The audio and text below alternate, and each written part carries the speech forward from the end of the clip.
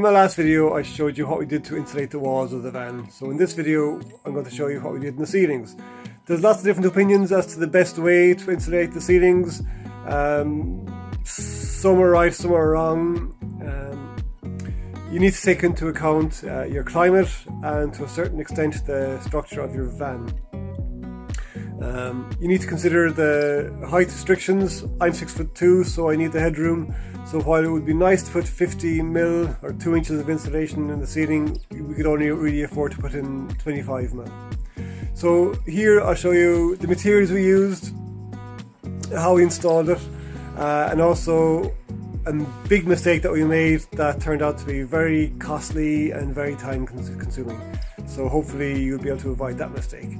So thanks for watching. Cheers, talk to you later.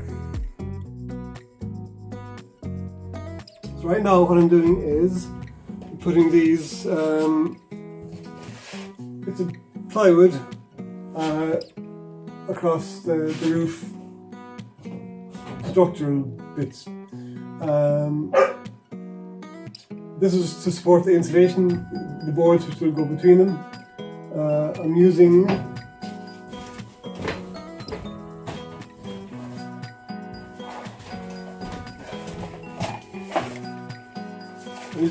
these screws, self-drilling screws, which are brilliant. Goes through the wood straight into the metal, and it just sticks very well, very good. So one of the difficulties with these is that the piece I'm attaching to is curved, this isn't, so I need to flex it into place. And I'm doing that, I'm holding it in place by using the car jack, the van jack. That's working really well. So I'll do one now. Yeah.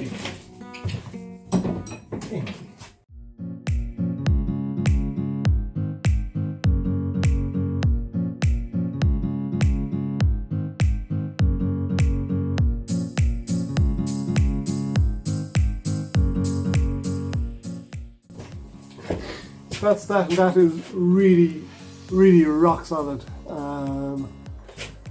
Perfect for fitting the insulation between and then attaching the roofing onto, so that'll be nice. Yeah, the only thing you have to be careful with is when the thread in these self-drilling screws grip, because you're drilling quite fast, it just gets pulled into the metal really fast, so you have to be careful that it doesn't actually rip its way right through the plywood or whatever wood you're using. But yeah, great things. So I'll finish these off now. Hey Motley,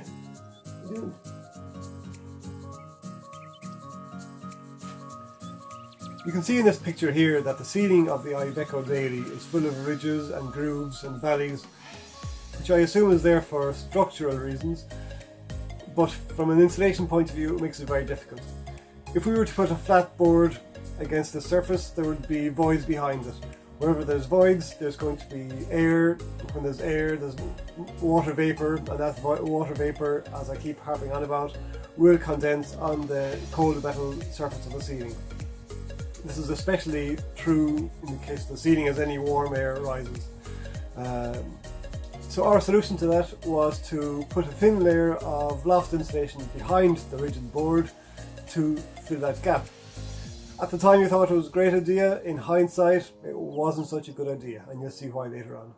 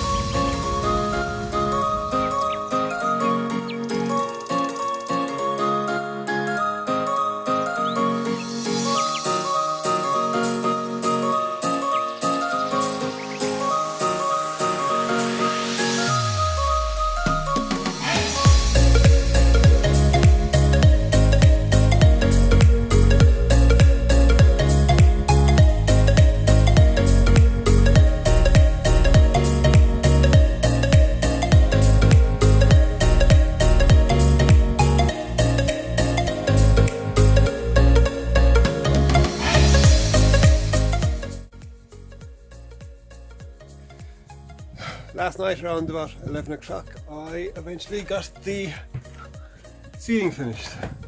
There it is in all its glory. I'm quite happy with the results. I was exhausted by the time I got to the end last night. I was taking half an hour to work out how to cut a piece of wood. As you can see, there's only 2 runs here where there's no cuts, there's no cutouts, there's no holes for lights, there's no holes for these attachment points, whatever. So it wasn't straightforward, but I think it's done now and I'm reasonably happy. There are some joints where I will I'll sand over, but once it's stained, I don't think anyone will see them. I also moved all these hooks from where they were originally because they were never going to extend far enough, so now they're in positions. Whatever they're going to be used for, I just don't know, but they're there anyway. Electrically, I have my dimmer switch connected up to the lights here at the back. I got all the wires in place for the lights in the front half of the van. Christina back from her 20-mile run. Completely exhausted, but she came back in time to cooking a nice big breakfast, thankfully, and now she's putting Danish oil on the seating. First coat. Sitting around the oven. So doing the van in the winter maybe is not the best idea in the world. Apart from the discomfort yourself, there's the issue of damp and condensation. Now I've insulated all the walls and all the ceiling, and I put vapor barrier on the ceiling and on the wall. I haven't connected things up yet, and the one missing piece of insulation is just right up along here. And at the moment that's where all the moisture is condensing, and I realised today that the insulation that I have up here in behind the insulation board, so the fiberglass wool type insulation behind the solid board, is absorbing moisture, so it's really frustrating. I want to be able to dry it off, insulate it, connect up the vapor barrier so it's all sealed up, and then I can carry the panelling down to the side. I have been using a dehumidifier. This little thing, it's been great. Small job, it sucks out the water, I don't know, a couple of 100 mils on a good night, as long as there's a little bit of heat on here as well. I use a little plug-in radiator which gives off a little bit of heat, but that's not quite good enough, so I've gone from this to this big boy. So no half measures. This is going to suck out, hopefully, any drop of moisture there is in the van over the next few days. I also got a little fan-driven electric heater as well. I'm going to plug that in, make sure it's warm, because tonight it's supposed to be -2, -3 degrees here tonight. So hopefully that will dry it out completely, then I can seal up the roof, so that'll be good. Well, now we have a problem with a cold spot on the inside that hasn't yet been insulated, so we can't insulate it because it's just got so much condensation on it. It's soaking wet all the time because it's winter, and so we try and heat it up inside to dry the condensation, but all that does is make more of a difference in temperature between the inside and the outside, so it just creates the problem. By the way we're trying to cure the problem creates the problem or makes it worse. So the only way we can do it is by insulating it on the outside. Fantastic idea. So here I am up on top of the van with Coke bottles and any kind of weight to hold down this bit of foil bubble wrap to try and insulate it from the outside so it will dry on the inside, and we can finish off the job of insulating the inside and seal it up. That's it.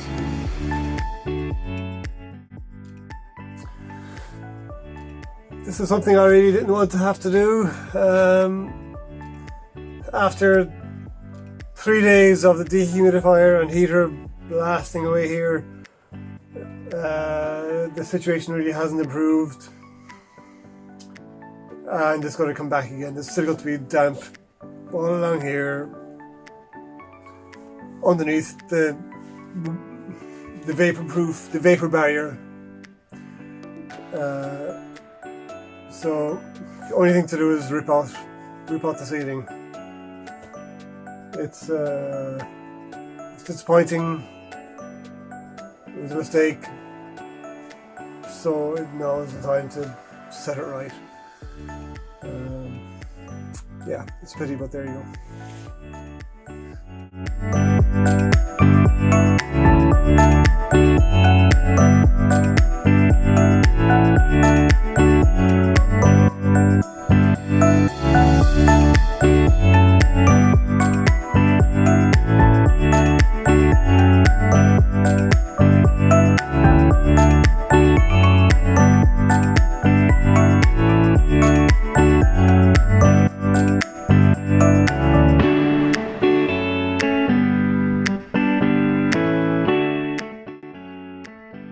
That didn't take too long. An awful lot faster ripping it down than it was putting it up. But here's the bit that's going to tell a lot. Ripping out this insulation here.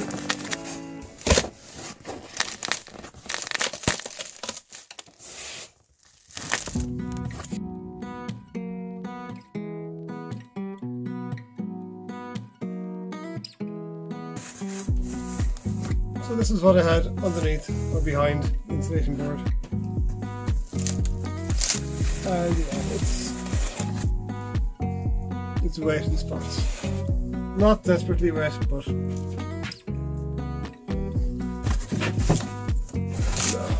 not what you want. It's the right thing to do. So that was very disappointing and frustrating, having to rip out all the ceiling. We lost so much time because of it. Fortunately, we could reuse the board insulation, the 25mm board, so that was some help. We couldn't reuse the panelling because we glued it in place as well as nailed it, so the edges were damaged and couldn't be reused. But the time lost really was the major setback. Our solution was to use this stuff. It's foil-backed closed-cell foam with a sticky back on it. It's really effective. In our next video, I'll show you how we installed it. It was a bit tedious and time-consuming, but really, as I said, very, very effective. Thanks for watching. As usual, give us the thumbs up, subscribe, and leave any comments below. See you in the next video. Cheers!